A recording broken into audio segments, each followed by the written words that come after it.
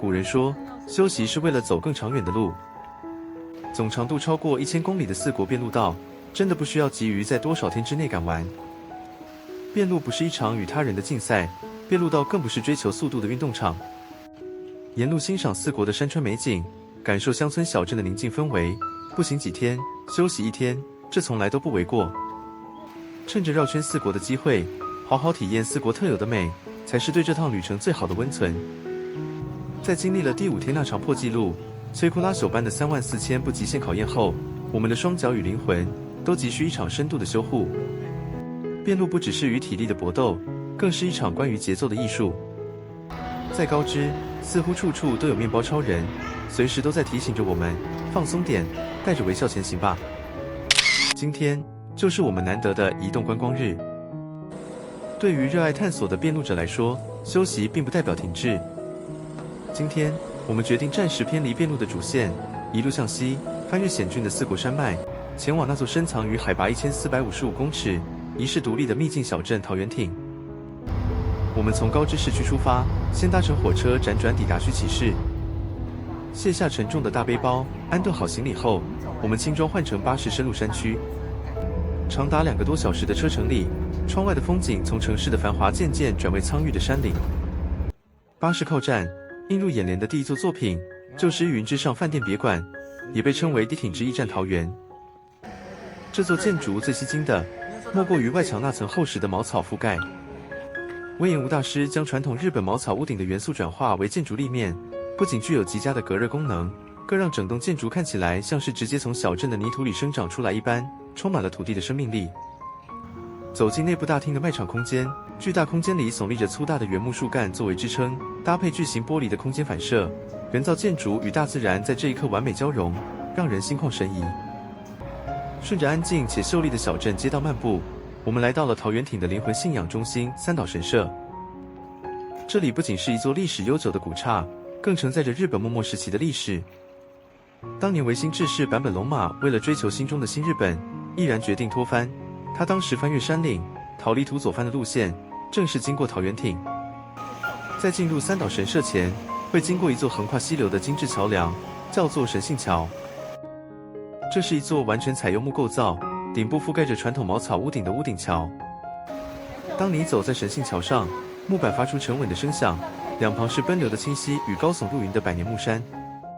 其實，這座古老的神幸橋，正是隈研吾大師當年初到桃源町時，深深震撼他心靈的靈感來源之一。這種傳統的木匠工藝與自然共生的狀態，在他心中種下了日後風靡全球的木造美學種子。站在這裡，我們仿佛看見了歷史與現代建築大師大腦中的奇妙交匯。到了中午，我們來到名字極其可愛的美味亭，享用日式燒肉。走到門口時，外觀看起來很低調，但一推開門得知只剩最後一桌時，我們瞬間秒懂它為什麼敢叫美味亭了。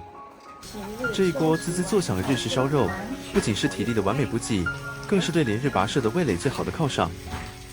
在高海拔清爽的空氣中品嘗在地優質肉品，那種幸福感真的油然而生。吃飽喝足後，迎來了最令人震撼的作品——桃源町立圖書館，又被稱作雲之上圖書館。一踏進內部，所有人都驚呆了。天花板上縱橫交錯，層層疊疊的木構梁柱，宛如一片由木頭組成的巨大森林。柔和的自然光從木梁的縫隙間靜靜灑落，置身其中，你就像是坐在森林的大樹下閱讀。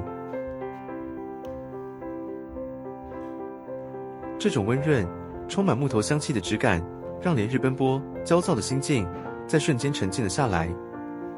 隨後，我們經過了小鎮的行政中心桃源町一場。即便是政府辦公大樓，也運用了大量當地產的紗木，外觀與町之驛站相呼應，打破了公家機關冰冷的刻板印象。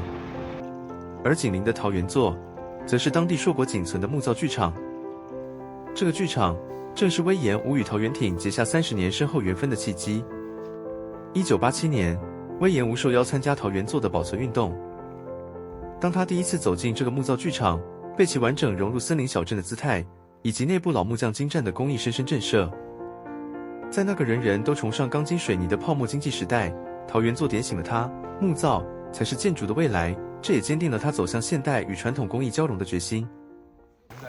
散策的最後，我們走入了太郎川西邊的步道，這是一段約 2.5 公里的徒步行程。然而，這段路帶給我們的視覺震撼，遠遠超出了預期。正值春暖花開的季節，溪畔的櫻花開得恣意且燦爛，各個品種的櫻花錯落有致，有的潔白如雪，有的粉嫩如霞。這些山中的櫻花並不為了誰的追捧而開，只是安靜地融入在當地的日常風景中。隨風飄落的花瓣，輕輕鋪在溪畔與木棧道上。這場突如其來的花見派對，溫柔地療癒了我們雙腳的疲憊。走着走着，一座巨大的以懸臂木構造撐起的奇特建築出現在眼前，雲上一廊，也被稱為木橋型一廊。那種強烈的建築張力與周遭自然櫻花的對比，美得讓人屏息。這棟建築是隈研吾代名詞復建築的巔峰代表作。整座一廊利用日本傳統建築的斗拱疊加工法，將木材層層向外延伸，沒有使用任何一根傳統的鋼筋巨柱支撐。傍晚，我們搭車回到了須崎市，並在市區尋得了一處心靈的棲息地 Kurashino Neko。這是一座由100年老建築重新賦予生命的民宿空間。